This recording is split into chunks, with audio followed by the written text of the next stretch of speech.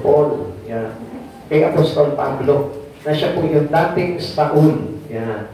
The conversions of Saul to Paul, yan. Siguro nagkakaka tayo, no? Ano yan? Ito, bakit ganito? Ba't kailangan magpalit ang pangalan nito si Saulo? Di ba? Saulo, naging Paul po siya. Yan, kay Pablo. So, titignan po natin ito, baka may kinalaman din po ito sa buhay po natin, ano? Na tayo po ay binago ng Panginoon. Pag sinabing conversion, ibig sabihin yan, a new life. Changing into a new life. Yan. Ganda. May kinalaman din po ito nung Bible study po natin dyan sa ulo. Yan. Kaya pakinggan niyo po ito. Parang itutuloy naman po namin yung Bible study po noon. Yan. Okay. Sige po.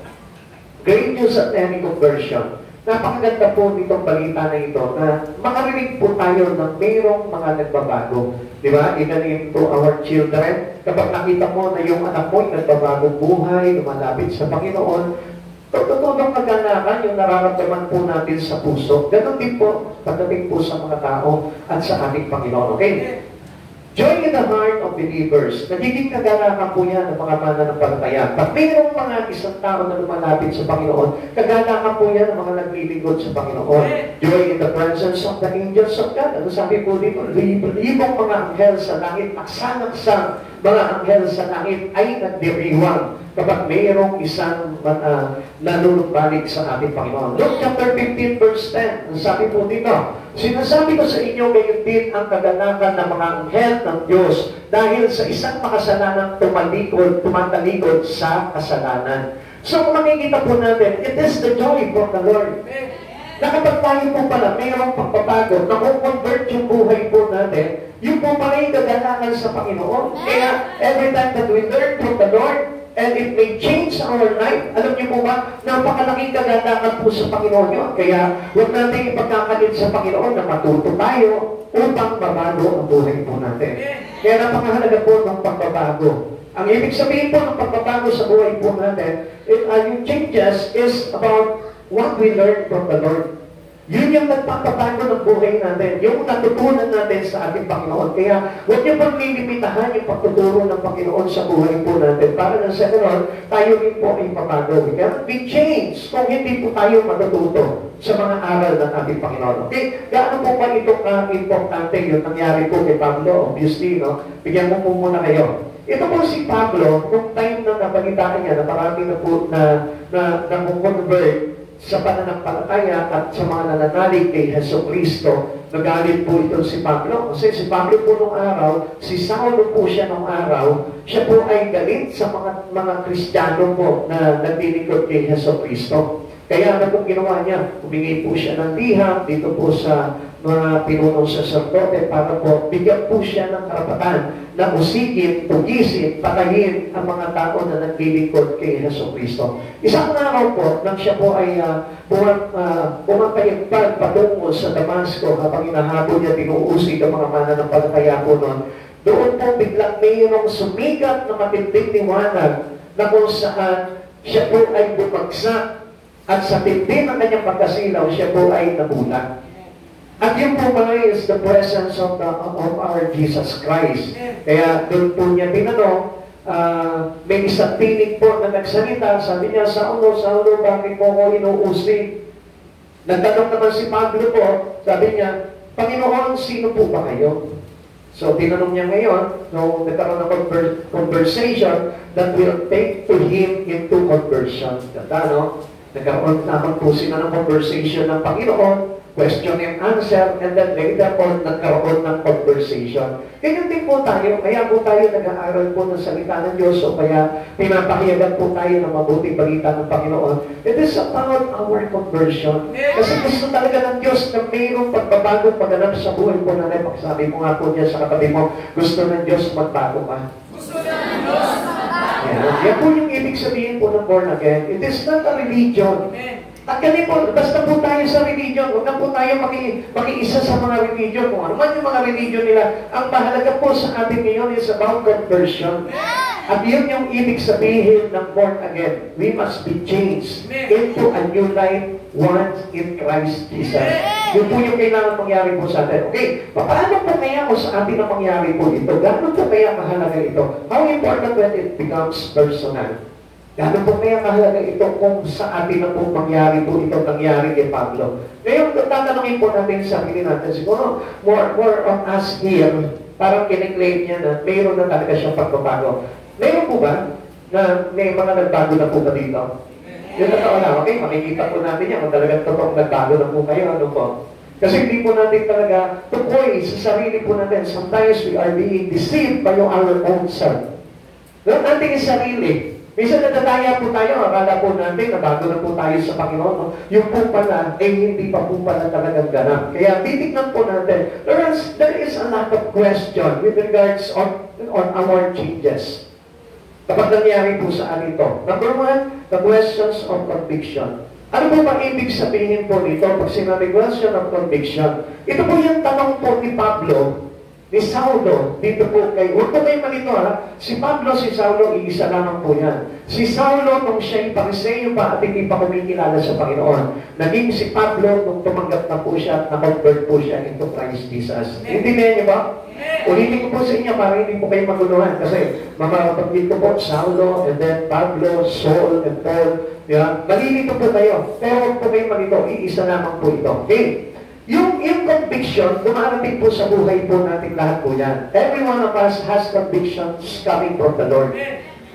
Kapag wala ng conviction, there is no changes happen. Yan ang magbabago. Even though kahit na may conviction, kung hindi mo naman papansinin yung conviction, there is also no conversion. Amen. Okay, tingnan po natin. Ang tanong po dito ni Pablo, ni Saulo, dito sa boses na nagtanong sa kanya, why persecutest thou me? Tanong kay Pablo. Ngayon sabi po ni Jesus po dito, bakit mo ko inuusig? Saulo, Saulo, bakit mo ko inuusig? This is the one questions that having every Christians in their heart. Ito rin po yung isang question na lagi po tinatanong sa atin ng Panginoon. Siguro kung tatanungin po tayo, sasabihin natin, di ko naman inuusig ang Panginoon.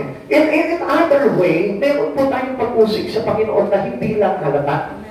May kasing kahulugan kasi ito na bakit natin inuusig ang Panginoon. May kasing kahulugan ito na ginagawa po natin sa kasalukuyan na hindi natin nahahalata na inuusig na pala natin ang Panginoon. Kaya tinatanong din tayo, through conviction, ng ating Panginoon kung bakit natin inuusig ang Diyos sa buhay po natin. Sabi po ng mga Gawa, chapter 9, verse 4, natumpas siya sa lupa at narinig niya ang isang tinig na nagsasabing, Saulo, Saulo, bakit mo ako inuusig? Sometimes in our life, it is the same with Paul. Noong time na-encounter niya, yung glory ng Panginoon, this is Shekinah glory, yung liwanag na tumama kay Pablo, na nagpabagsak sa kanya, it is Shekinah glory, and sometimes we didn't notice na nangyari na rin pala sa atin yan. Amen? When it was happened to us, tingnan po ba nangyari sa atin yan? We stumble in life, then suddenly we heard the soft voice of the Lord, why don't persecute us me?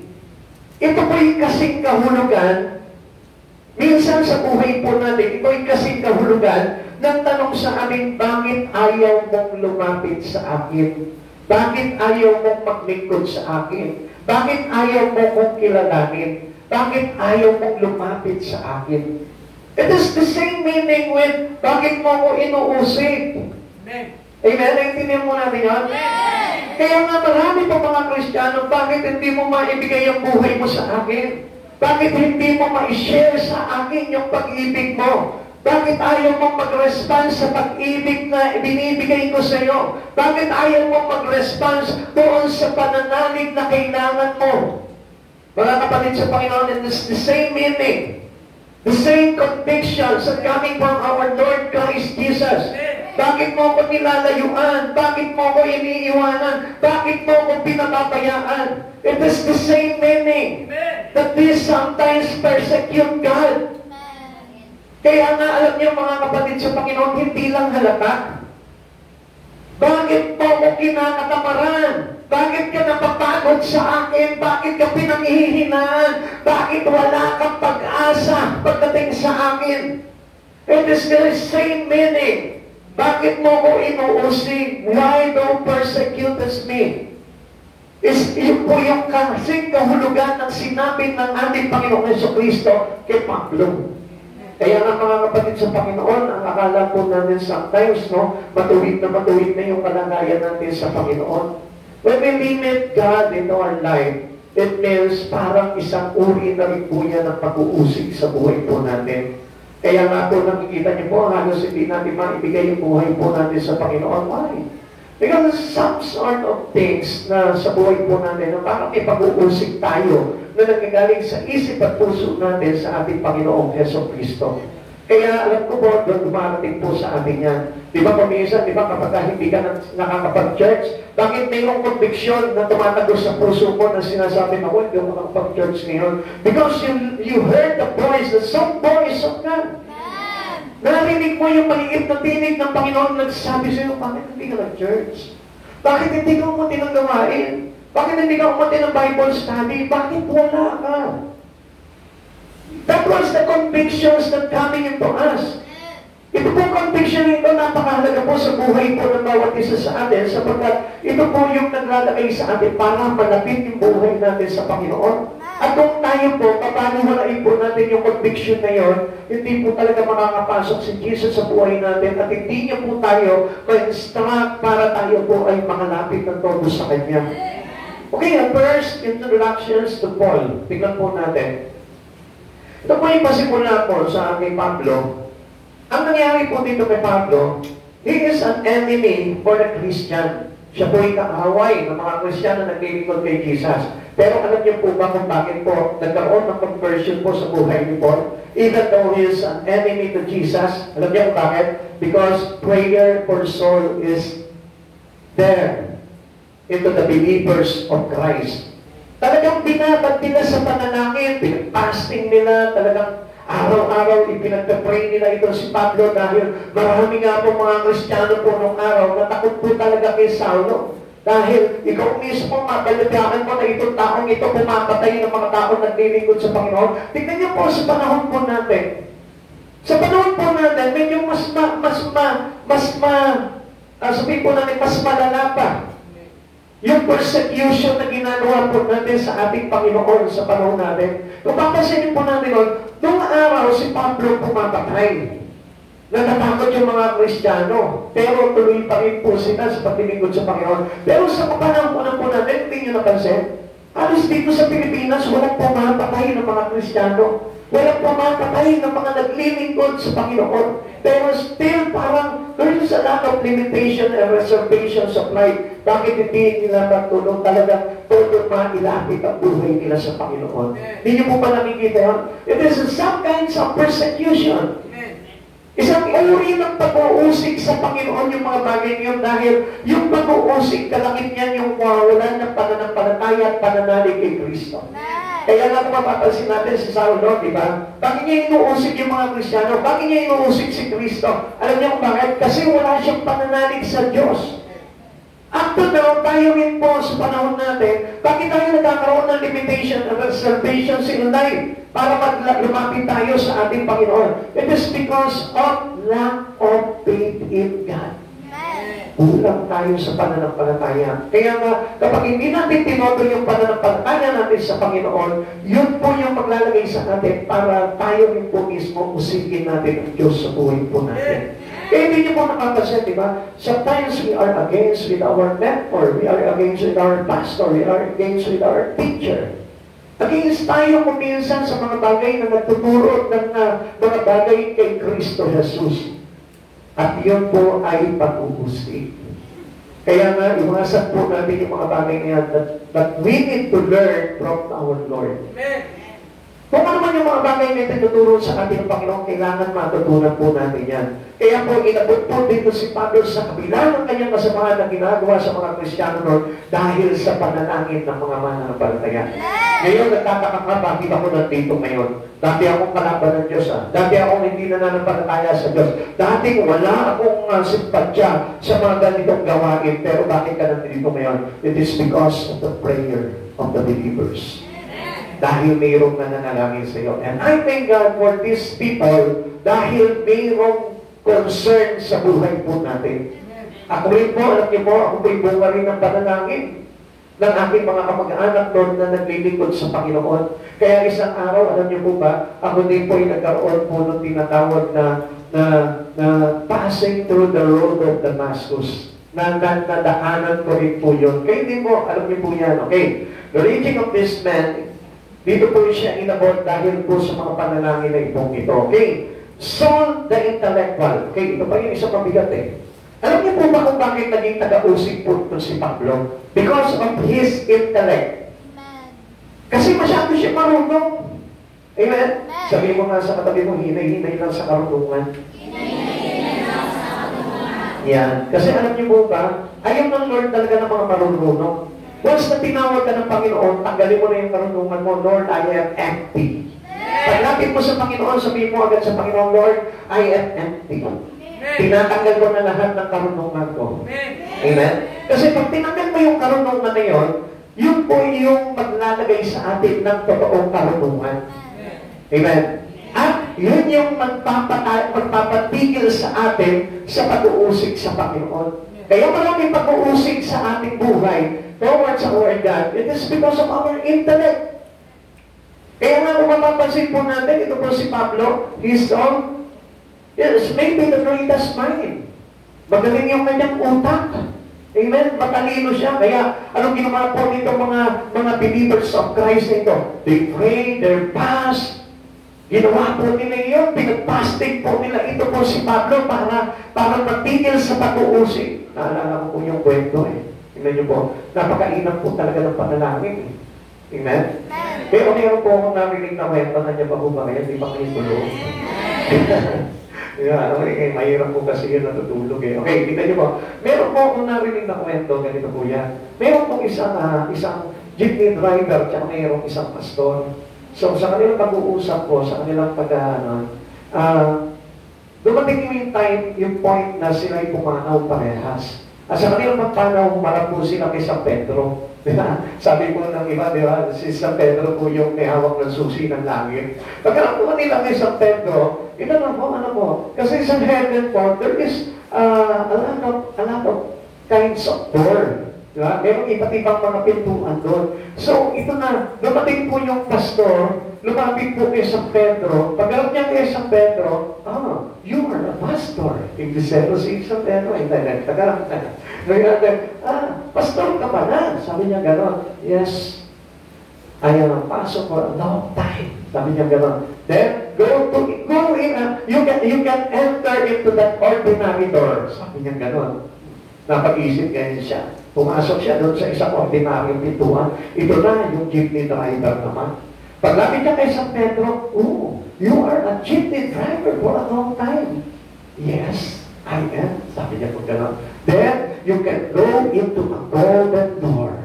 You can enter to the golden door. Ngayon, bumalik po itong pastor, sabi niya gano'n, bakit naman gano'n? Bakit siya sa golden door? Bakit ako sa ordinary door lang? Bakit hindi gano'n? Tingnan mo ito, sabi niya gano'n, sabi ni San Pedro sa kanila. Makinig ka. Ikaw na pastor, sa 2 oras na pagsasermon mo, maraming makakatulog.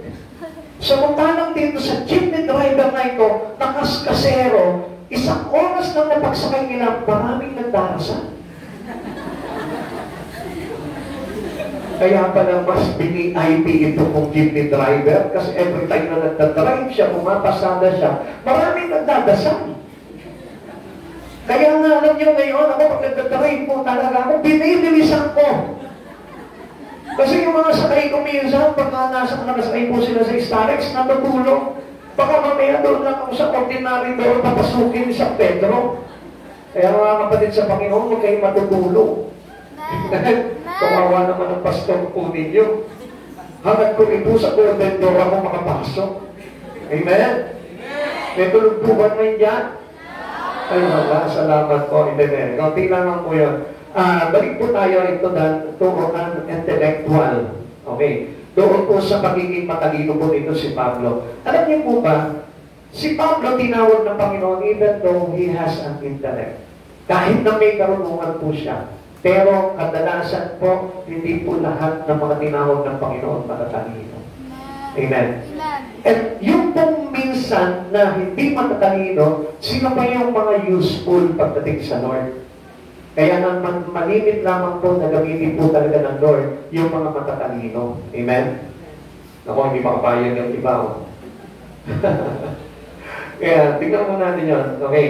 Para maintindihan po natin yan. Okay, may babasahin po ako sa inyo. Sabi po ng 1 Corinthians chapter 1, verse 26. Mga kapatid, alalahanin ninyo ang inyong katayuan nung kayo'y tawagin ng Diyos ayon sa pamantayan ng tao ay iilan lamang sa inyo ang matatawag na marunong, makapangyarihan at maharlika. Kaya nga papansinin po natin, sino yung mga tinatawag ng Panginoon? Yung mga outcast ng lipunan.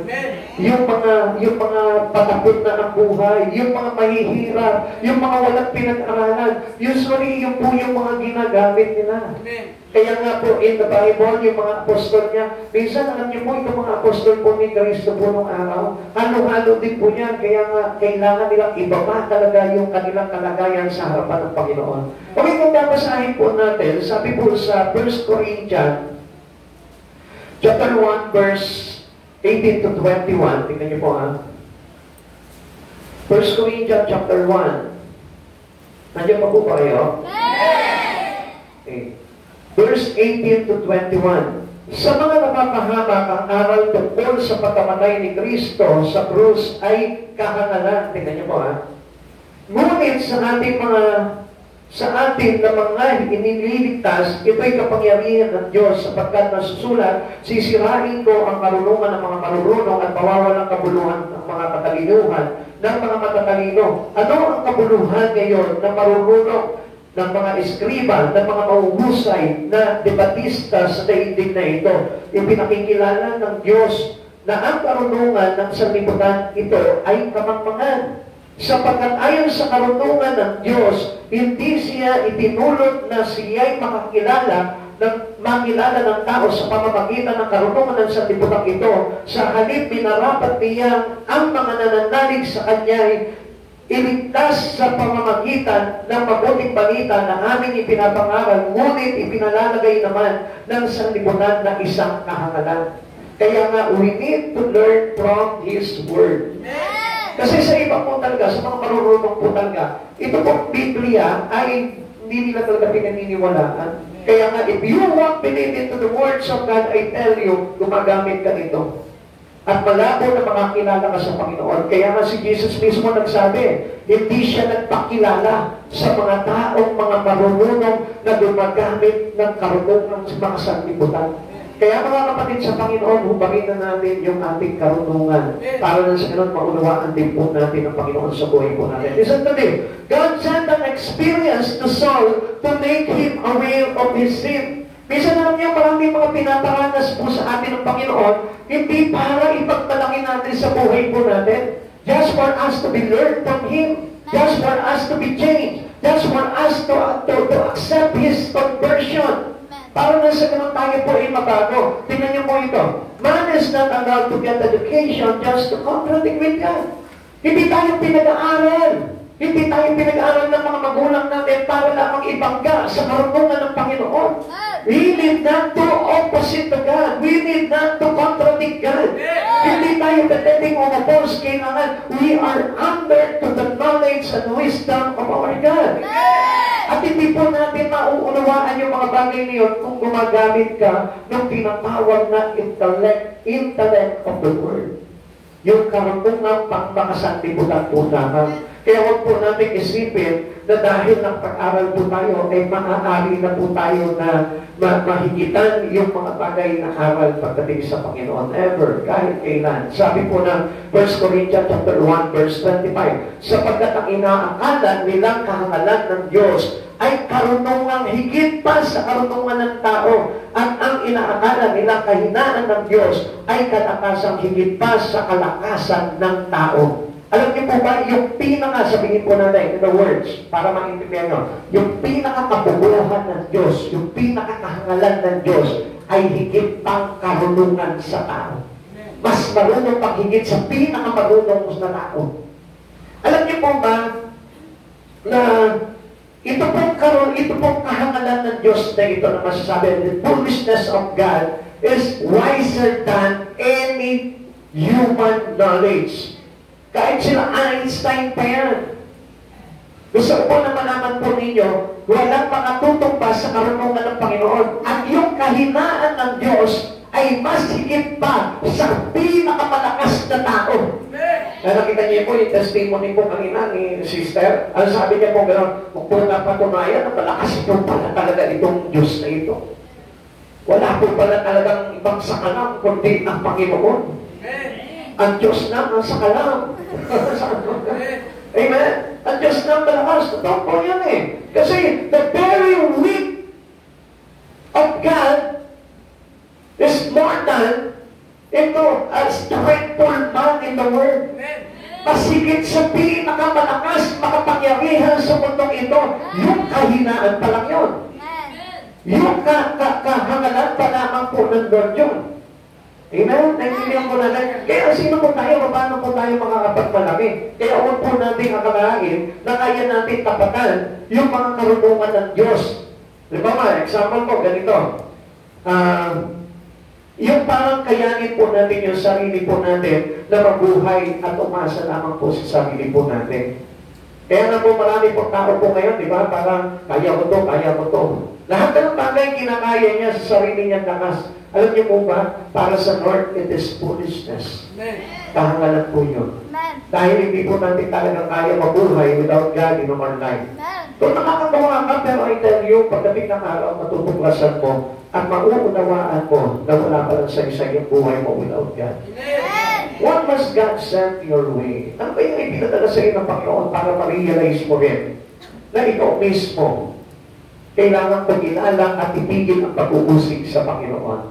What convictions do you now experience in your life? Na nagsasabi sa iyo na talikuran mo na itong ganitong pag-uugali, pagtago ka na through the convictions of God. Alam niyo, minsan may mga pangyayari sa buhay natin na naglalagay sa atin ito conviction eh.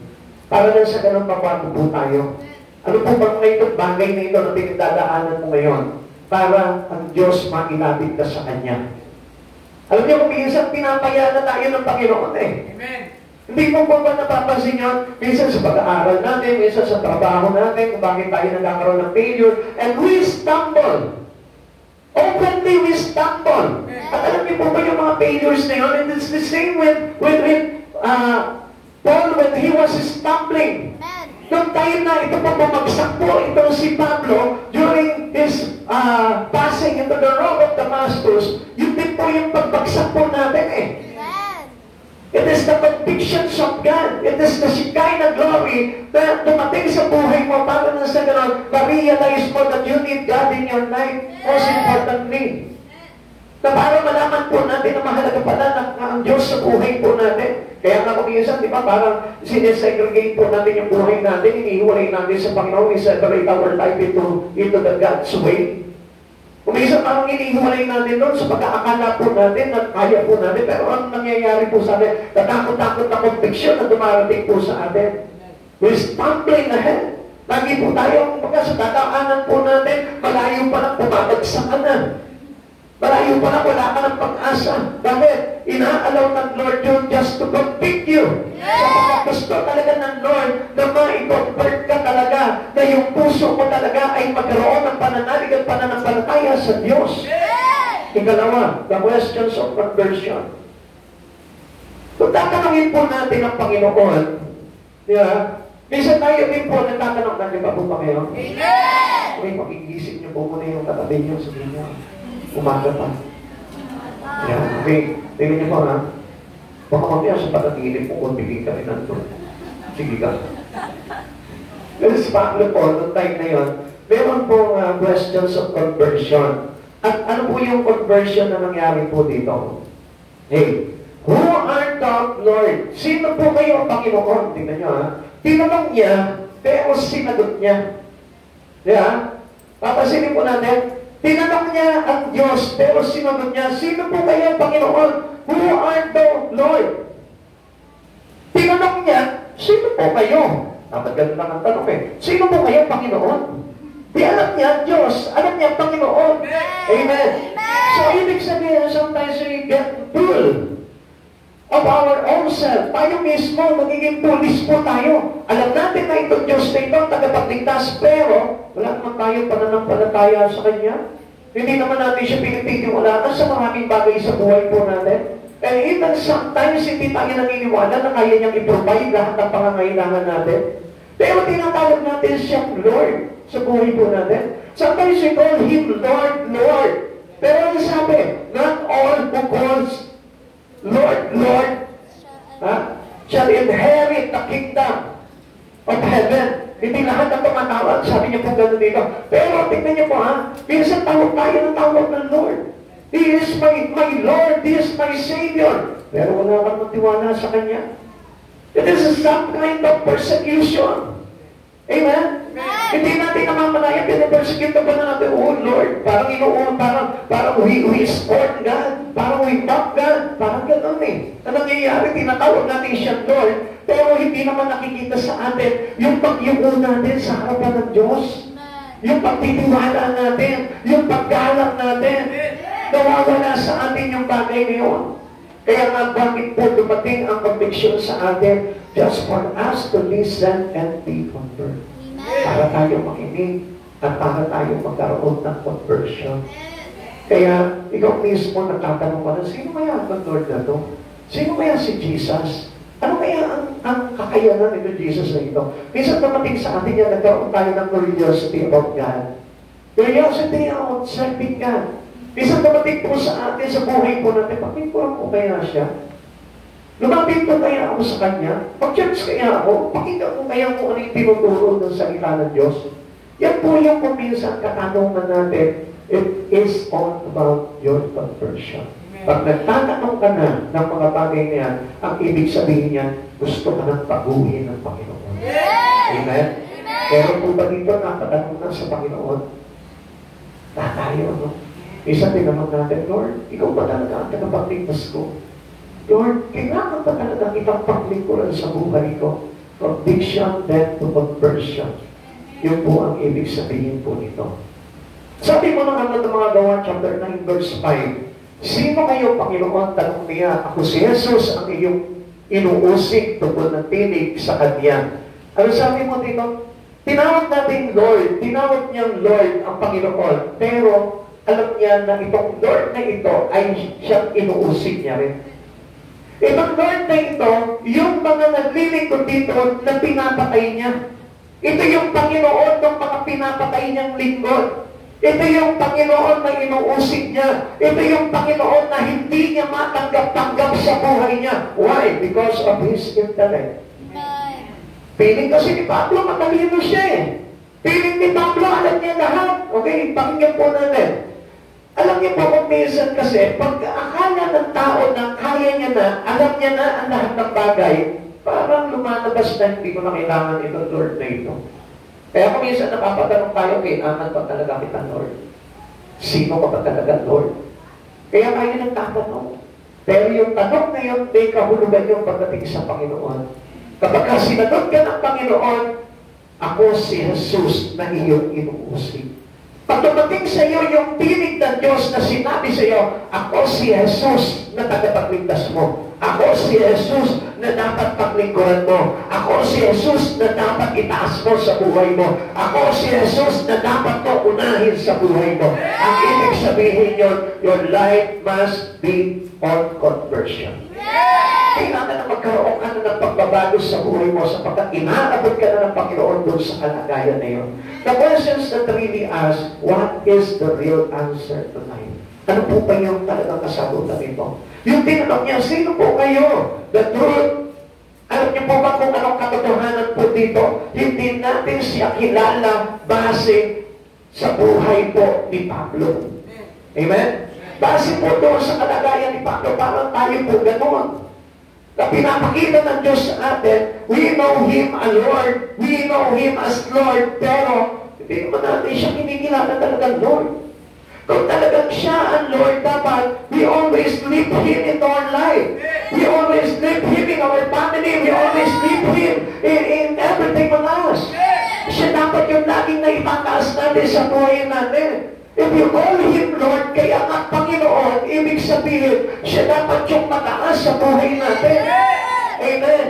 Kaya nga, we cannot call Him Lord kung hindi tayo magpapakumbaba sa Kanya. Amen. If we use our intellect, our worldly intellect, I tell you, we cannot call Him Lord. Hindi tayo makakatawag sa Kanyang Panginoon kung tayo po'y mayroong karunungang pansanlibutan. At hindi natin kayang ibaba yung buhay natin sa Panginoon. Gusto ko malaman po ng lahat na hindi tayo talagang sakot ng ating Panginoon Yeso Kristo. Kaya na lahat na lumalapit sa Panginoon ay ipapakumbaba. Kaya ano sabi po ng Biblia, ang lahat ay yuyuko, ang lahat ng labi magsasabi, siya ang Panginoon. We are humble before the Lord our God. Dahil yun po yung kailangan na lahat na lumalapit sa Panginoon nagpapakumbaba, hindi nagmamalaki sa Panginoon. Because this question is the questions of conversion. Amen. Amen. Who was Paul when he was Saul? His previous life. Tingnan natin para makita po natin yung ikaw noon at ngayon. Pakisabi mo sa katabi mo, ikaw noon at ngayon. Ikaw noon at ngayon. Si Pablo noon, kaya pinangahawakan niya yung karunungan niya. Kasi nga, Saul who had sat on the feet of Gamaliel. Sino po ba ito si Gamaliel? Ito po siyang pinunong saserdote ng mga Pariseyo. So, ibig sabihin po nito, makapangyarihan po ito, Saul who had been a leader in religion. Tingnan niyo po. Marahil tayo rin po, meron tayong mga pinanggalingan po na kinaanganiban po ng araw. Na ang akala po natin, kung akala natin, alam na po natin ang lahat. Ganyan nga rin po, kahit po sa mga born again eh. Sa mga born again, pag galing ka ng ibang church, akala mo kung sino ka na. Akala mo kung alam po ng lahat ng bagay. Kaya nga, halimbawa, let's say, lumabas ka po dito, lumipat ka ng ibang church, pagdating mo doon, akala mo dahil mo pa yung pastor. Para masigit ka pa doon sa pastor, akala mo, ikaw na yung head ng pastor na yun, di ba? Ganun po tayo eh. Kaya nga, yung pong bagay na yun, tinatanggal po natin yun sa buhay po natin. Everything in here, dito sa utak natin na ito, kailangan bago po palagi yan at laging bagong sariwa na galing sa Panginoon. Huwag kang gagamit nito pagdating sa Panginoon. We always know that God is an intellectual God. Napakayaman at napakalagok sa karunungan ng ating Diyos. Kaya nga kung mapapansin mo, hindi naman ikaw may ligha sa Diyos. Ha? Bakit ka nagmamarunong sa Diyos? Di ba? No one. Hindi tayo, wala sa kahit sino sa atin. Kaya nga kung mapapansin po natin, yun ang kalagayan natin doon sa dating tayo. Yun tayo eh. Nagmamalaki tayo sa Panginoon eh. Knowingly na kaya ko na ito. Without God, kaya ko mabuhay. Hindi ko kailangan ng ministry sa church. Hindi ko kailangan ng church. Hindi ko kailangan ng paglilingkod sa Panginoon. Kahit mawala ako ng ministry, okay lang, mabubuhay ako. As long as nagagawa ko ang gusto ko, yun tayo. Yun yung Saulo nung araw. Nung hindi pa po siya Pablo. Dahil kung minsan, alam niyo po ba, ito po tayo po mismo, mayroon po tayong Gamaliel sa buhay po natin. At alam niyo po ba yung Gamaliel na yun sa buhay po natin? Yun yung pinangahawakan natin na nagpapairal ng pride ng tao. Ano po ba yung Gamaliel sa buhay po natin? Your wealth, your richness, yung title mo, yung profession mo, yung trabaho mo, yung pag-aaral mo, yung tinapos mo, yung kayamanan mo, yung kakanyagan mo, yung kagandahan mo, yung kasikatan mo, yan po yung mga Gamaliel na hinahawakan, kinakapitan ng tao kung bakit patuloy siya umuusig sa Diyos. Hindi nyo napapansin, di ba? Kapag mayaman, ang hirap po talaga lumapit sa Panginoon. Kapag marunong, ang hirap po talaga maglingkod sa Panginoon, magpasakop sa Panginoon. Why? Because yun po kasi yung ginagamit natin para hindi tayo magpa-under sa Panginoon. Walang sino man taong humawak sa kanyang mga pinangahawakan sa buhay na nagpasailalim sa Panginoon. Hindi po magiging totoo ang pagpapasakot natin sa Panginoon kung hindi tayo magpapatalapa sa harapan ng ating Panginoon. Kaya kung mapapansin po natin, even yung Kapitan Romano, nagpatalapa sa kanyang harapan, nung nanghingi siya ng tulong para pagalingin yung kanyang katulong. Amen? Kaya nga po yung centurion doon sa kanyang anak. Diba? Kaya ang lahat ng mga tao na lumalapit sa Panginoon nagpapatirapa. Yung mga mayroong karamdaman nagpapatirapa. Remember yung babaeng inaagasan, mayaman po yun. Kaya nga sabi po doon, naubos ang kanyang kayamanan sa pagpapagamot. Pero anong ginawa niya? Siya po'y gumagapang sa likuran ng Panginoong Jesucristo. Sabi niya, maabot ko lamang yung laylayan ng kanyang kasuotan, gagalingan mo. It is true humbleness. Binaba niya yung sarili niya. Hindi niya sinabing, mayaman ako, pagalingin mo ako, papayaran kita. Hindi niya sinabi, kundi mo, pagpapakumbaba siya. Amen. Kaya nga wala pong naligtas na hindi nagpakumbaba sa Panginoon. Listen, yung pong lalaking, yung binabang mayaman na lumapit sa Panginoon, na nagtatanong kung paano siya magkakaroon ng buhay na walang hanggan. Ang sabi niya, simula pagkabata, sumusunod na ako sa kautusan. That was pride. That was his own intellect, his personal intellect. Kaya ano nangyari? Hindi siya nagkaroon ng conversion. Ang sabi sa kanya, gayon ba? So sa mga tuwid, meron ka pang isang bagay na dapat gawin, sabi ni Jesus dito sa binatang ito. Ano po yun? Ipapili mo lahat ng iyong ari-arian at ang iyong pinagpilan ay ipamigay mo sa mga dukha. Hindi niya nagawa. Because this is an act of what? An act of humbleness. Yung talikuran mo yung kayamanan mo, yung talikuran mo yung karunungan mo, yung talikuran mo yung mga pinanghahawakan mo sa buhay mo. It is an act of humbleness. And without humbleness, you cannot convert it into Christ Jesus. Kung punong-puno ka ng ego, kung punong-puno ka ng pride, kung lumilipad ka dahil sa iyong karunungan, lumilipad ka dahil sa iyong kayamanan, at sa lahat ng pinangahawakan mo sa buhay mo, hindi kailanman magbabago ang buhay mo patungo kay Jesucristo. Even though you continuously churching, kahit sabihin mo, consistent ka sa pag-church, alam niyo po ba ito si Pablo? He is a leader of a religion. Alam niya ang batas ng kautusan. Pero, yung naglagay sa kanya ng pagbabago, no. Kung tutuusin, ito pong religion na kinakaaniban po ni Pablo, it is a religion sa pa-Jewish. So, sa madaling salita, alam niya yung aral ni Moises. Amen. Hindi po ito ibang religion eh. Ang kasamaan nga po, tingnan niyo po ha, ito po ay may kinalaman din po sa kautusan ng tataas-taasan Diyos, ng totoong Diyos. Pero, nakapagtapak pa kay Pablo? Hindi. Why? Dahil ang pinangawakan ni Pablo, ito kanyang karunungan. Pilit niyang inilaban at binabangga niya sa mga Kristiyano, naglilingkod at nagpapakumbaba sa Panginoon. Kaya ano nangyari po dito? Nung sa pag-uusig niya po dito, inabot siya ng Panginoon. Pero ang kagandahan po dito, he was achieved that conversion through Christ Jesus. Bakit? Kasi iniyuko niya yung buhay niya sa kabila ng kanyang pagiging pinuno ng mga Pariseyo. Kapatid sa Panginoon, lahat naman po tayo may pag-asa eh.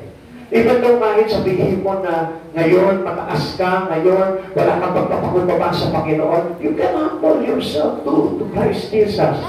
Pwede mong ibaba yung sarili mo sa Panginoon. Kaya lang, you need to decide. Kailangan mo mag-decide sa sarili mo dahil everyone who accept God in his life, they decided to follow Jesus. And no turning back. Hindi na tumatalikod dahil lahat ng lumalapit sa Panginoon, yumuko at nagpapatira pa sa Diyos. And the conversion will happen. Pero alam niyo, pag pinangawakan mo lang yung sarili mo, kung ano yung pinangahawakan mo sa buhay mo at hindi mo iniyuko at hindi mo ibinaba sa Panginoon, I tell you, hindi mo kayari sa iyo yung tinatawag na conversion. So did not expect the answer he received. Ano sabi niya po dito? Yung kanya sa katanungan, sino po kayo Panginoon? Ang sagot sa kanya, kinagulat niya eh, I am Jesus. Ako si Jesus na iyong inuusig. So alam niyo po ba kung anong ibig sabihin po dito? In a Jewish or in a Hebrew word, ito pong Jesus na ito is a Messiah. Kaya lang, hindi po nila nakita talaga yung kahulugan po nito. Savior, ang ibig sabihin ng Jesus. Joshua. Yeshua. So meaning the word that He is our Savior. Ano sagot po ni Jesus dito? Jesus wrote He had scored. Ako lamang yung Jesus na hinahamak mo. Ano ba sabi po ni Jesus ito? Ako yung Jesus na buhay at kamatayan na parang naglalagay sa iyo ng insulto dahil sa iyong katalinuhan. Di ba ganyan po tayo minsan? Sino ng pastor na ito natuturuan ako? Masigit na naman ang tinapos ko sa kanya. Sino ba itong pastor na ito? Panalo ko sino magsalita. Ako hindi naman yung pastor Si Jesus mismo na naglalagay sa atin para hubangin yung ating karunungan. Amen. Di po ba natin nakikita na parang kumisa, parang ikaw nanliliit ka, bakit ako tinuturuan ngayon? Samantalang ang galing-galing ko nung araw sa eskwelahan. Amen. Samantalang sa amin, sa pamilya namin, ako yung tinitingala. Tapos pagdating sa church ngayon, sinisigaw-sigawan lang ako ng pastor ko. Minsan tayo, hindi natin matanggap yung bagay na yun. Why? Because sometimes hindi natin naiintindihan yung sinasabi ng Panginoon, I am Jesus. Once the word, once the voice of God coming, dumating sa iyong tenga at narinig mo, I am Jesus, the one that you need in your life. Ako si Jesus na kailangan ko sa buhay mo. Dapat you must be humble. Jesus whom He had come to resent. Siya yung parang asar na asar ka, galit na galit ka. Diba? Every time na narinig mo yung aral sa Kanya, naiinis ka, naiirita ka. Jesus' follower, He despised. Siya yung Jesus na kung saan kinasusok naman. Mga kapatid sa Panginoon, huwag na po tayo kumayon sa mga tao na hindi po nananalig sa ating Panginoon. Sapagkat tayo po'y tinawag ng Panginoon, nagpakilala sa atin ng Panginoon, and we also receive the answer, I am Jesus. Lahat tayo na nandito ngayon, tumanggap tayo ng sagot ng Panginoon, ako si Jesus, na dati mong tinalikuran, na dati mong inayawan, na dating ayaw mong pakinggan, na dating nayayamot ka, na dating nini-insulto mo. But sa Panginoon, we change like Paul. Amen. We need to be changed like Paul. We need to be converted. As Paul converted. Amen. Kung paano na-convert si Pablo, ganun din po tayo. Huwag na natin pangawakan kung ano yung mga bagay sa sarili po natin. Kaya nga sabi po sa atin, bagin na natin ang dati nating pagkatao na napapahiya dahil sa mga kasalanan. Kapatid sa Panginoon, pagdating ng araw, tayo po mismo mapapaya sa harapan kung hindi natin bibitawan yung mga bagay sa buhay po natin na pinakahawakan natin. Lagi natin tatandaan, I am not one without Christ. Wala ako kung wala si Christ. Ikatlo, the questions of consecration. This is an indication that we are converting into Christ Jesus. Na kapag tayo po ay na-convert na po, nagkaroon ng pagbabago kay Jesus, meron na po tayo tinatawag na consecration. Meaning yung pagtawag sa iyo ng Panginoon. Meaning yung pagtatalaga sa iyo ng Panginoon. Ano po sabi po dito? Nagagawa chapter 9 verse 6, tumayo ka, pumasok sa lungsod at doon sasabihin sa iyo kung ano ang dapat mong gawin. If you receive already Jesus, kung talagang tinanggap mo na si Jesus sa buhay mo, there is the coming on consecration. Mayroon na tayong katanungan dapat sa Panginoon. Panginoon, ano ang ibig mong gawin ko? Amen. And this is the one. It is the question that missing into every Christian. Ito po yung tanong na kung saan nawawala sa mga Kristiyano Sometimes we accept Christ Jesus, sometimes we convict, sometimes we convert. Pero ang tanong dito, tinanong mo ba ang Diyos, ano ang ibig mong gawin ko na ngayon? Yun ang pinakamahalaga doon. It is our consecration. Kailangan magkaroon tayo ng tinatawag na consecrated life in Christ Jesus. Yung pinagod buhay na nakatalaga na kay Yeso Cristo. Amen? Amen! Amen? Amen! Alam niyo po ba, convictions bring us into conversion and conversion bring us into consecration. Ibig sabihin, walang sino mang natago na hindi nakitalaga kay Kristo. Pag sinabing itinalaga kay Kristo, ibig sabihin may tungkulin ng ginagawa kay Kristo. Anong ibig sabihin nito? Tingnan nyo ha. Ang sabi niyo po dito, tumayo ka, pumasok sa lungsod. You need to go and enter to the city. Sabi niya nga, pumasok ka sa lungsod. Anong ibig sabihin po dito? Pumasok ka sa lungsod. Alam niyo po ba kung anong ibig sabihin nito? Yung pumasok ka sa lungsod, ang ibig sabihin po niya, ito yung lugar na kung saan pinagbagsakan ni Pablo. Ito yung lugar na kung saan inabot siya ng sikay na glory ng Diyos. At alam naman po natin, kapag ikaw mismo, tinamaan ka ng sikay na glory. Yung glory ng Lord, yung kaluwalhatian ng Lord, alam niyo po ba kung ano mangyayari sa iyo pagka inabot ka niya? Sigurado ko sa iyo, pag hindi ka naglinis sa lahat ng kasalanan mo, sa lahat ng mga bagay na ginawa mo, masama dito sa mundong ito, I tell you, baka demonyo ka na. Dahil pag naranasan mo ang presensya ng Diyos, it will change your whole life. Kaya nga yung nagsasabi, ng mga Kristiyano, I experience the presence of God. Di ba? Minsan napupuspos po tayo. Don't believe on Him. Huwag ka maniniwala sa Kanya kung hindi niya naranasan talaga yung pagbabago sa buhay niya at hindi niya itinalaga yung buhay niya kay Jesus. Naintindihan po natin, okay, pakinggan niyo para mas mainam po, no? Ano po ba ibig sabihin itong Damascus Road na ito, which is the city that he needs to enter?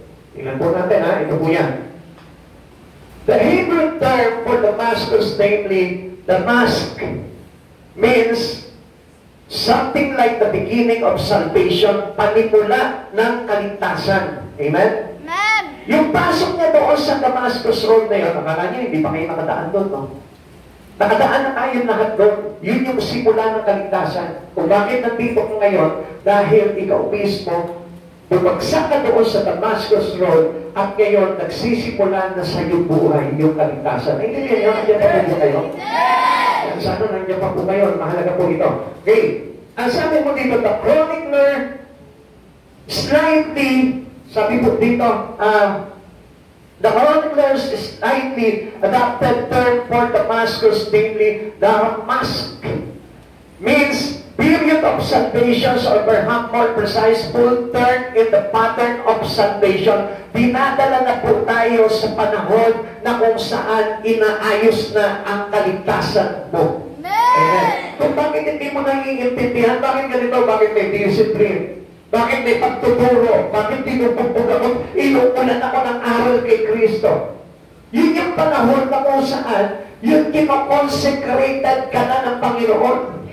Ibig sabihin, not only itinatalaga ka ng Panginoon, kundi gusto kang gamitin at ayusin ng Panginoon ayon sa kanyang katuwiran. Kasi namin consecrated life, ang ibig sabihin niya, nakatalaga at nakaayon sa kabanalan at katuwiran ng ating Panginoon. Amen. We cannot go close to God without consecrated life. Kasi hindi naman tayo, sabi ko nga po, hindi tayo makakalapit sa Panginoon kung hindi ayos ang buhay po natin. Ibig sabihin, pag hindi ka nagpaayos ng buhay sa Panginoon, we still have a distance. Meron pa rin tayong distansya sa Panginoon, malayo pa rin tayo sa Panginoon. Pero, if your life is being consecrated to God, ang ibig sabihin niya, you are close now to Jesus. Nakita niyo po yung mga alagad niya? Nung araw wala silang pakialam kay Jesus. Pero nung time na natagpuan sila kay Jesus, ano sabi niya, follow me and I will make you a fisher of man. Anong ginawa po nito si Pedro? Tinanggal niya lahat sa kanya. Iniwan niya, hinagis niya yung lambat niya, iniwan niya yung bangka niya, iniwan niya yung tatay niya, at sumunod kay Kristo. Become close to Jesus already. Napalapit na yung buhay niya sa Panginoon. Kung tatanggalin natin lahat sa buhay po natin, it is consecrated life. Yung hindi naman actually i-aabandon mo yung lahat ng mga bagay sa buhay mo, i-aabandon mo yung pag-aaral mo, yung trabaho mo, yung pamilya mo. Hindi naman actually ganun eh. Kundi ang ibig lamang ng Panginoon, just put God first into your life. Make God the priority of you. Yung inuuna mo ang Diyos sa buhay mo at siya yung laging mauuna palagi sa iyo. Amen. Hindi na yung ikaw. Kailangan ito ka dati, nandito si Jesus. Kailangan about face na ngayon, ito na si Jesus, nandito ka na sa likod ni Jesus. Hindi na yung buhay na si Jesus yung sunod na sunod sa iyo. Kahit saan ka magpunta, nandun na sa likod mo si Jesus. Walang magawa si Jesus. Kung ano yung unang-unang gawin mo, walang magawa sa iyo si Jesus. Kaya nga ang kailangan, pag consecrated life ka na, tatalikod ka na ngayon para nasa unahan mo na si Jesus. Amen. Para kung ano yung gustong ipagawa sa ni Jesus, that was consecrated life, at yun yung tuturo niya sa iyo na gagawin mo. Kaya ano sabi niya kay Pablo, pumasok ka sa lungsod at doon ko sasabihin sa iyo kung ano ang gagawin mo. At alam niyo po ba ang tinatawag na consecrated life? Pag sinabing consecrated life, ang ibig sabihin po niyan, you must have now a ministry to the Lord. Kailangan meron ka ng ministry sa Panginoon. Kailangan meron ka ng gampanin sa Panginoon. Nakatalaga ka na sa isang tungkulin na ipinagagawa sa atin ng Panginoon. Tandaan nyo, ang conversion sa buhay po ng isang tao ay hindi po makukompleto kung wala po tayong ministry. Sapagkat doon tayo itinakalaga ng Panginoon. Bakit tayo tinatawag ng Lord? Kaya nga hindi niya ginamit yung mga matatalino eh. Kaya hindi niya ginamit yung mga mayayaman. Alam niyo kung bakit? Dahil alam nito na hindi siya magpapaalipin sa Panginoon. Amen? Amen? Intindihan po natin? Kaya nga gusto ng Lord yung mga hamak ng lipunan. Gusto ng Lord yung mga mahihirap. Gusto ng Lord yung mga pagpapakumbaba. Gusto ng Lord yung mga walang alam. Kasi sila yung madaling magpagamit sa Panginoon. Sila yung madaling magpaalipin sa Panginoon. At alam niyo po ba kung anong ibig sabihin nun? Consecration. Yung marunong ka magpagamit sa Lord, yung marunong ka na ang buhay mo ipasako mo sa Lord, yung marunong ka magpaturo sa Panginoon, yun yung sign ng tinatawag na consecration. Yung marunong ka na sumunod kahit nahihirapan ka, yung marunong ka na magsakripisyo kahit na mahirap, yung marunong ka na magbigay ng buhay panahon sa Panginoon, ang tawag po doon is consecration. Amen. It will not happen to you. It will not happen to you. Itong consecration na ito, kung hindi mo gagawin yung mga bagay na yun. Ang sabi ng Bible, hindi na dapat kayo tagapakinig lamang. Dapat sa inyo yung mga tagapagturo na. So, ibig sabihin, we will need a consecrated life. Ibig sabihin, may ministry ka na sa Panginoon. Kaya every one of us here in this room, kailangan you must have a consecrated life to Jesus. Meron ka ng ministry, meron ka ng ginagawa, meron ka ng tungkulin, meron ka ng responsibility sa Panginoon. It is a consecrated life in Christ Jesus. At alam niyo po ba, ito yung pagpapahayag po ni Pablo ng ano? Here is the statement of surrender. Yung pagbagsak niya doon at narinig niya, yung tinig ni Jesus, I am Jesus, ako yung Jesus na iyong inuusig. Alam niyo po ba, nung narinig niya yun, he submit his whole life to Jesus. Binigay niya yung buong pagsungkol niya sa Panginoon. Hindi na siya na-question sa Panginoon. The last questions he had to Jesus is, anong gusto mong gawin ko, Panginoon? That was the last question he had in his heart. Kaya kung mapapansin po natin, marami pong Kristiyano ngayon, daming question. Bakit kailangan ko maglingkod? Bakit kailangan ko gawin ito? Bakit kailangan ko umayo? Bakit kailangan ko ng discipleship? Bakit kailangan ko intercessory? Ang daming question natin, which is nonsense already. If you accept the consecrations from the Lord, hindi ka na magtatanong, Lord, sabihin mo kung anong dapat kong gawin. Then I will do it for the glory of your name's sake. Malapit sa Panginoon, marami ka ba tanong sa Lord? Bakit hindi mo palitan ng iisang tanong lang? Your multiple question, change it into a one question. Tanungin mo ang Panginoon, Lord, anong gusto mong gawin ko ngayon? Tanungin mo ang Diyos. Now history is made. Saul will be used of God to change the world. Actually, alam nyo, hindi naman po talaga nagpalit ng pangalan si Paul dito eh. Para maintindihan po natin. Hindi siya nagpalit ng pangalan. Saul also means called Paul. Parehas lamang po yung pangalan na yun. At alam niyo po ba kung bakit nagpalit siya? At nung time na siya po ay naging disciple ni Christ, pakinggan niyo po mabuti, gusto po marinig niyo po itong halaga nito. Kaya siya nagpatawag ng Paul because ang meaning po ng Paul in the Jewish people is smaller. Pag sinabi ni smaller, pinanghawakan kasi ni Paul yung sinabi kay John na Jesus must increase and I must be decreased. He need to be humble when he served the Lord. Na kapag ikaw naglilingkod ka sa Panginoon, kailangan maging maliit ka sa Panginoon. Hindi matayo, hindi mataas, hindi mapagmalaki, hindi mataas ang ego, hindi mataas ang pride, kundi we need to go as Paul, a smaller one. Kailangan maging maliit tayo sa harapan ng Panginoon. Kasi hindi tayo makakapaglingkod sa Panginoon kung marami tayong pinanghahawakan sa buhay natin. Kung ipinagmamalaki mo yung narating mo sa buhay, pinagmamalaki mo yung katungkulan mo, pinagmamalaki mo yung yaman mo, I tell you, hindi tayo pwedeng maging Paul. Kaya pansinin niyo po, yung pong Saul is a Jewish name. Kaya nga iniwan niya yung Jewish name niya as Saul dahil alam niya na hindi siya nagpakumbaba sa Panginoon doon noong mga panahon na yun. If you want to change your name, change it to God, to glorify God. Kung gusto mo maging mapagpakumbaba ka, actually hindi naman mahalaga na magpalit ka ng pangalan.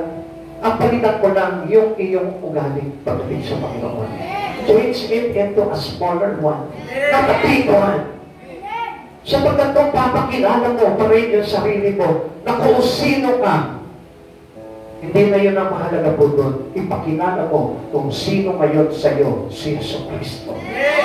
So, to be God's servant. Tayo din po, having this consecrated life, you must serve God. Kailangan magtingkod ka sa Panginoon. Wala nga po yung mag-church. Wala nga yung pagpasok-pasok mo lang sa church. Actually, hindi naman yun mahalaga doon eh. Ang mahalaga po dito, ikaw mismo maging church. And how come a person like us na magiging church of God kung sa church lamang na literal, hindi natin magawa? Amen? Paano ako mismo magiging church kung ayaw na ayaw ko nga mag-church? What does it mean? Pag sinabing church, it is a life according to Christ Jesus already. Eh kung ayaw mo nga pumasok sa church eh, kung lagi mo ang inaayawan ng pag-church, paano ka magiging church and served by God? Alam niyo kaya tayo pumapasok sa church? Ito sa temple na ito. Kasi gusto natin magkaroon ng consecrated life. Dito tayo tinuturuan, dito tayo hinuhubog, dito tayo pinaparanas ng presensya ng Panginoon na kung saan magpapabago ng buhay natin. Not a person, an old person before, but a new person in Christ. Yeah! Yun na po yung ginagawa sa atin ng Panginoon. Means we need to be a servant of God. Yeah! Kailangan na po natin na maglingkod sa Panginoon. Kaya ito sa mga oras na ito, kapatid, ano masasabi mo sa karanasang ito Pablo sa buhay mo? Kung sa iyo kaya ito, what this experience says to you? Kung sa iyo po kaya nangyari po ito bagay nito, kinunpig ka ng Lord, and then gusto kang i-convert ng Lord, at ngayon, gusto ng Lord na italaga ka sa Kanya talaga. Ano kaya yung mararamdaman mo? Ano kaya yung magiging response mo sa ating Panginoon? Let the Lord meet you where you are. Hayaan mo, nakatagpuin ka ng Panginoon. Pag gusto ng Lord na gamitin ang buhay mo, ipagagawin mo. Alamin mo yung buhay na yan. Kailangan naman ba itong buhay na ito para lamang po yumaman? Kailangan naman po itong buhay na ito para lamang po tayo maging tanyag sa mundong ito. Ang gusto ng Lord, kaya kanimikha niya, para magamit para sa kanyang kalwalhatian.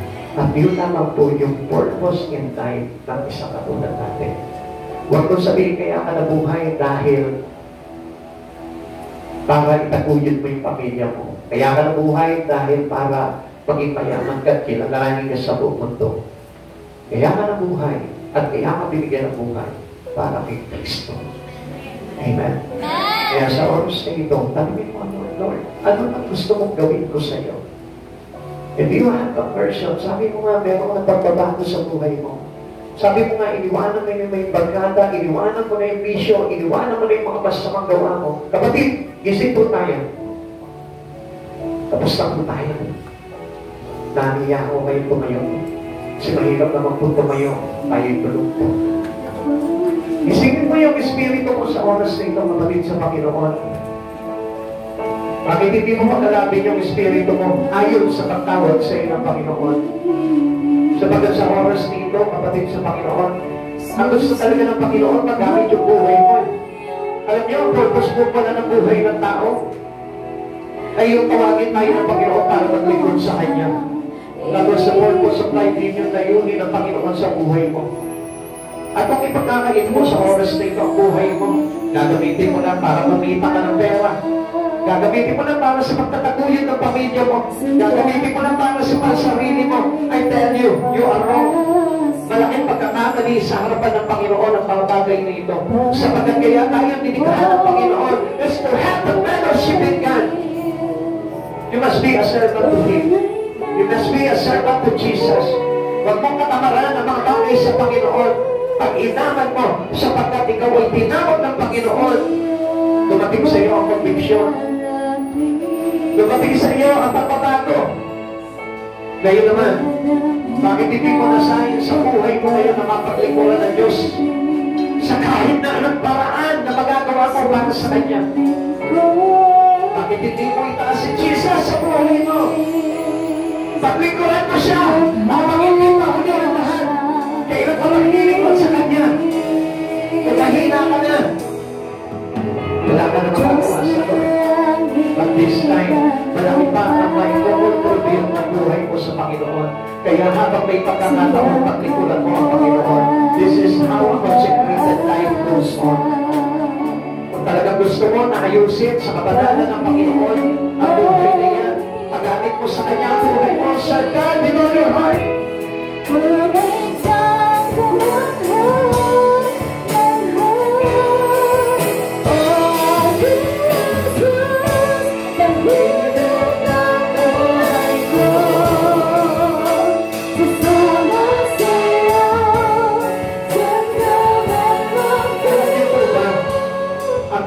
Masarap sa buhay na ito, yung ang buhay mo ay nagagamit ng Diyos.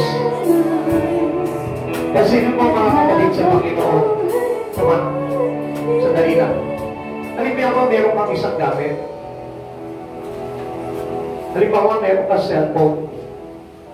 Ano po ba yung purpose ng cellphone? Just to communicate. Amen. Paano kaya kung yung cellphone mo hindi mo man lang magamit sa pag-chat? Hindi mo man lang magamit sa pagtawag. Hindi ka man lang makareceive ng call. Hindi ka makapag-send ng call. Ano silbi ng cellphone mo? Wala. Walang saysay. Kung meron kang kotse, yung kotse mo naman ayaw tumakbo. Pagdating sa isang kanto, hihinto, hindi na tatakbo. Ano silbi ng kotse mong yun? Let's say, meron kang bahay. Pero hindi mo naman matulugan. Dahil punong-puno ng mga insekto, punong-puno ng mga daga, punong-puno ng mga kung ano-anong hindi maganda sa loob ng bahay mo. Anong sa-isay ng bahay mo yun? Hindi ba nakayusin mo ito at ilalagay mo doon sa kanyang purpose? Ano ba yung purpose ng bahay na yun? Para matirhan, para matulugan. Ano ba yung purpose ng kotse na yun? Para magamit mo, pagtatawagan mo kung saan. Anong purpose ng iyong cellphone? Para magamit mo to communicate to others. Ngayon, kapatid sa Panginoon, tatanungin kita sa oras na ito. What is the purpose of your life? Nilikha ka ng Panginoon, pero hindi ka niya magamit sa kanyang purpose kung bakit ka nilikha ng Lord. Ang purpose ng buhay natin is to worship Him. God created us to worship Him. Pero kung hindi ka naman magamit ng Panginoon, anong silbi mo? Anong saysay ng buhay mo? Kapatid, mag-isip ka sa oras na ito. Paglingkuran mo ang Panginoon sa buhay mo. Ang pagpapalik loob sa Panginoon, ang consecrated time to Jesus, ay yung gumagawa na sa Panginoon. Yung nagpapakasipag na sa mga bagay ayon sa layunin ng ating Panginoong Jesus. Aking Jesus, pag-ibig ng buhay ko, sasama sa iyo, saan ka man magtungo. Ang buhay ko'y tanging ikaw lamang, at habang buhay pa, ibig ko Away takbo natin ang sa Panginoon. bawat araw. Awayin mo yung awit na ito. Tingnan mo kung ano yung panawagan ng Diyos sa buhay mo. Pagmamahal mo, This is the life that we need to have. Ito yung buhay na kailangan natin.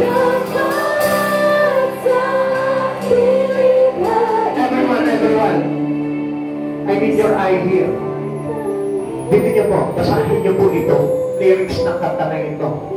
Ito yung pagkakalikha sa atin na kailangan ng Diyos na makilang sa buhay po natin. Kapag sa oras mo na po tayo. Awitin po natin, parang naramdaman mo kung ano yung panawagan mo sa buhay nito. Sasama sa iyo, saan ka man magtungo. Ang buhay ko'y tanging ikaw lamang, at habang buhay pa, piling ko lang. Sa bawat araw na haharapin ko,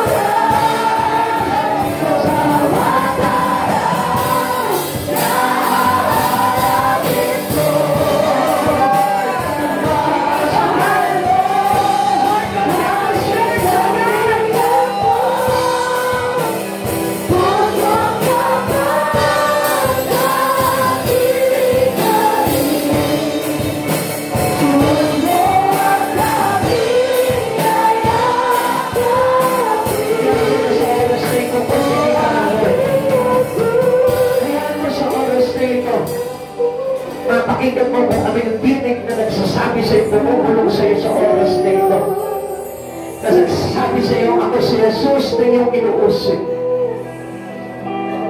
Pero kung narinig mo ang tinig ng Diyos na ito na nagsasabi, ako si Jesus na iyong inuusig. Tanungin mo ngayon siya. Sabihin mo sa Kanya, Panginoon, anong ibig mo na gawin ko? Kapatid, magkaroon ka ng goal. Because a Christians without goal is dead. Patay ang Kristiyano na walang ginagawa sa Panginoon. Patay ang Kristiyano na malagdaw sa Panginoon. Patay ang Kristiyano na malamig kay Kristo Jesus. Patay ang Kristiyano na tamad sa mga bagay kay Yesu Kristo. Kapatid, kaya ka nandito ngayon dahil gusto kang buhayin ng Diyos. At hindi mabubuhay ang isang katulad na ito kung hindi mo bubuhayin ang paglilingkod mo kay Yesu Kristo. Kailangan mo ang Diyos na ito na paglikuran. Kailangan mo ang Diyos na ito na maitaas. Kailangan mo ang Diyos na ito sa buhay mo. Paglikuran mo si Yesu Kristo. At makikita mo, magkakaroon na ng buhay na walang hanggan. Sa bawat araw, lahat ito, Jesus,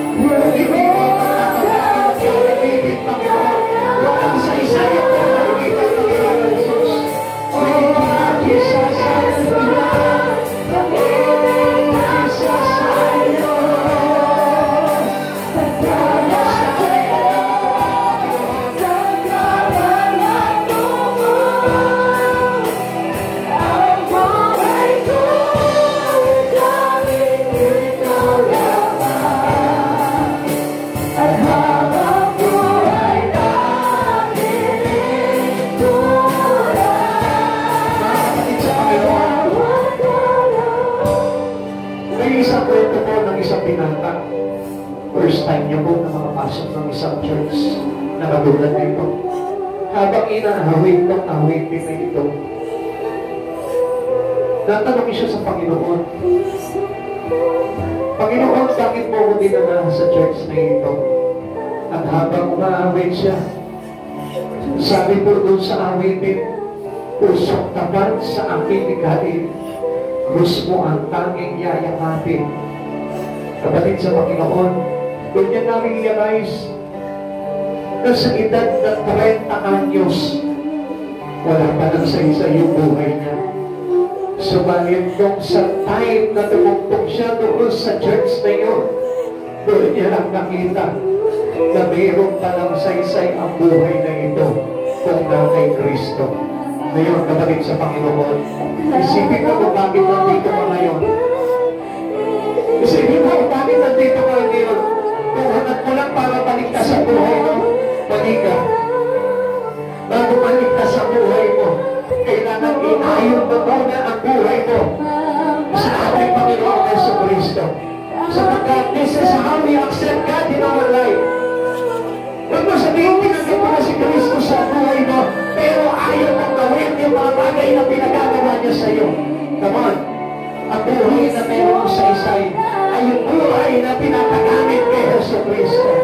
Kapatid, magamit mo yung buhay mo. Aking Jesus, pag-ibig ng buhay ko.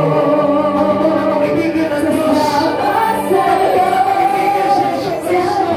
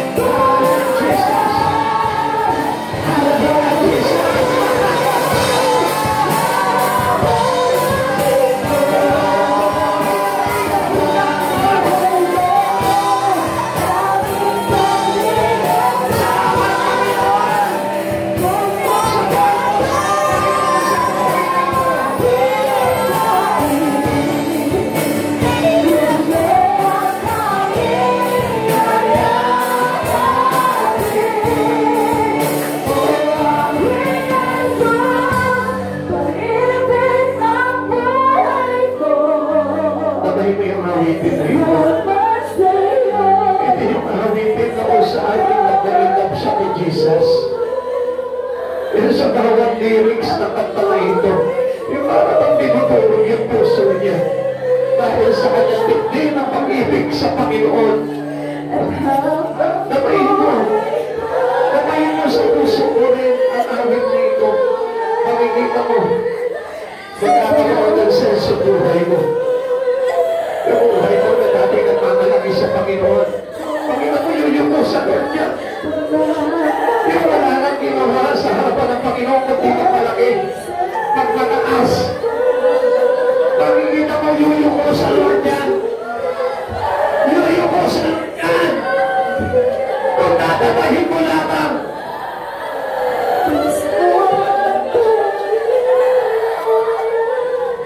tignan mo kapatid yung nangyayari sa buhay mo. Hindi mo paano sarili na labang. Kung gugugulin mo lang yung buhay mo para sa sarili mo, sa pangarap mo, sa mundong ito. At halos ayaw mo na na yung iyo mo ang buhay mo sa Panginoon. Dahil gusto mo yung parang ikaw yung maitaas, hindi ang Panginoon. Kapatid, nakita niyo po ba si Pablo? Is a leader of the Pharisee. But then, nakita niyo kung paano siya yung upo sa pananahapan ng Panginoon. Because he wanted to prove to God. Nagsisisi siya sa lahat ng ginawa niya. Pinagsisisihan niya yung pag-usik kay Kristo. Pinagsisisihan niya yung pag-usik.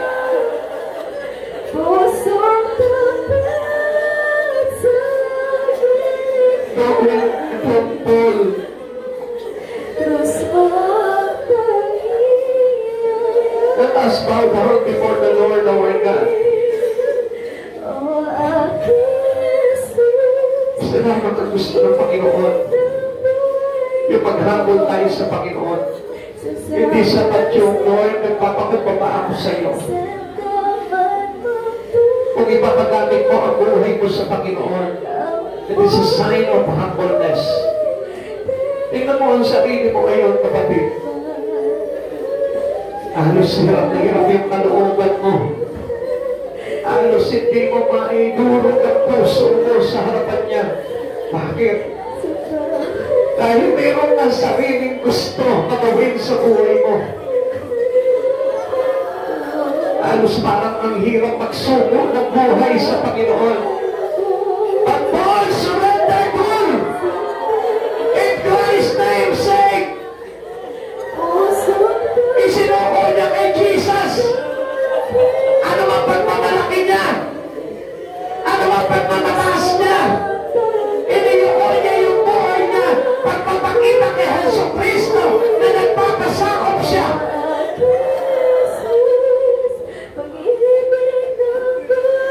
Come on, humble yourself before the Lord. Gusto mo magtagumpay sa buhay, di ba? Gusto mo na magtagumpay ka sa buhay, di ba? Bakit hindi mo iyuko yung buhay mo? Sabi ni Santiago, humble yourself before the Lord and He will lift you up. Ang nagpapakumbaba ay itinataas ng Diyos. At ang nagmamataas ay ibinabagsak. Come on.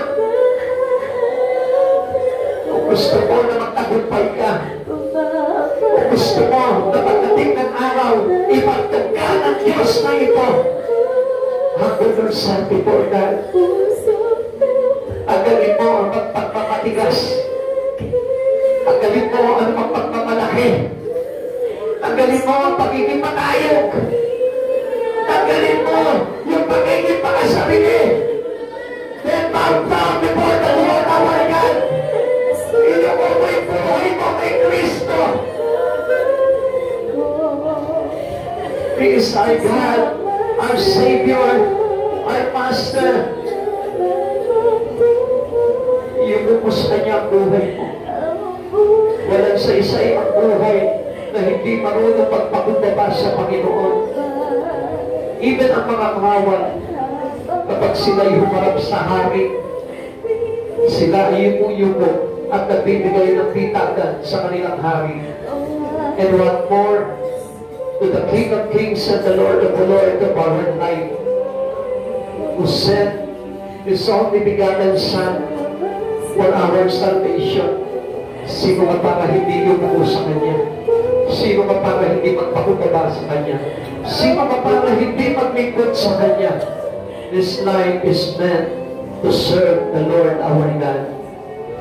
Ang kahulugan ng buhay na ito ay ang paglilingkod kay Hesus Kristo. Serve Him with all your heart, soul, mind, and strength. Come on, kapatid sa Panginoon, sa oras na ito,